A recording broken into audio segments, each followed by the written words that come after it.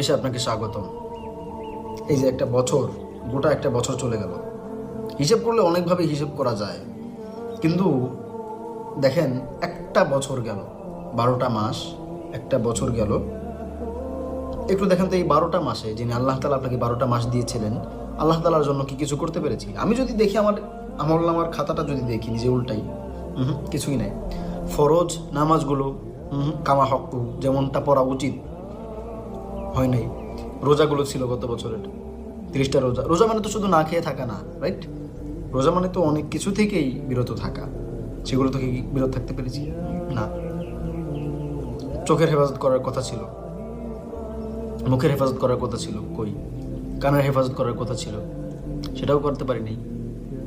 এখানে খুশি হয়ে আতশবাজি ফুটাবো, এলাকার মধ্যে মদ গাঁজা এনে পার্টি করব, বারবিকিউ পার্টি করব ছাদের উপর গিয়ে, তারপরে হচ্ছে এলাকার মধ্যে নর্তকী এনে নাচাবো, বক্স বাজাবো,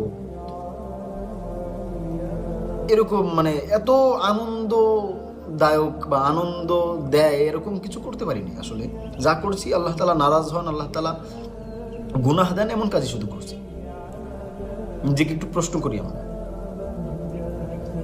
রাইট ওর রং? মানে যা করছি আল্লাহ তালার বিপক্ষে করেছি। আল্লাহ তালা যেটা আদেশ করেছিলেন আদেশ অমান্য করেছি, যেটা নিষেধ করেছিলেন সেটাই করেছি। আবার বছর শেষ হয়েছে, এখন খুশিতে আমরা আতশবাজি ফুটাচ্ছি এবং প্রাণ নাশ করছি। তো এখানে খুশি হওয়ার কিছু নাই, খুশি হয়ে আতশবাজি ইত্যাদি এগুলো ফোটানোর কিছু নাই। যাই হোক, আস্তাগফিরুল্লাহ লি ওয়া লাকুম ওয়া লিসাইরিল মুসলিমিন। আমি নিজে ইস্তেগফার পড়ছি, আপনাদের জন্য পড়ছি। আল্লাহ আপনাদেরকে, আমাদের সবাইকে ক্ষমা করে দেন, এবং যারা এই ভিডিও দেখছেন এবং যাদের কাছে পৌঁছাবেন আপনারা ভিডিও, তাদেরকেও আল্লাহ ক্ষমা করে দেন, এবং আগামীর পথ চলা এবং এই যে 2026-এর পথ চলা আল্লাহ তাআলা সহজ করে দেন, এবং আল্লাহ তাআলার হুকুম অনুযায়ী যেন চলতে পারি আমরা। আল্লাহ তাআলা যে সকল আদেশ করেছেন সেই আদেশগুলো যেন মানতে পারি। আল্লাহ তাআলা যে জিনিস থেকে নিষেধ করেছেন সেগুলো থেকে যেন দূরে থাকতে পারি।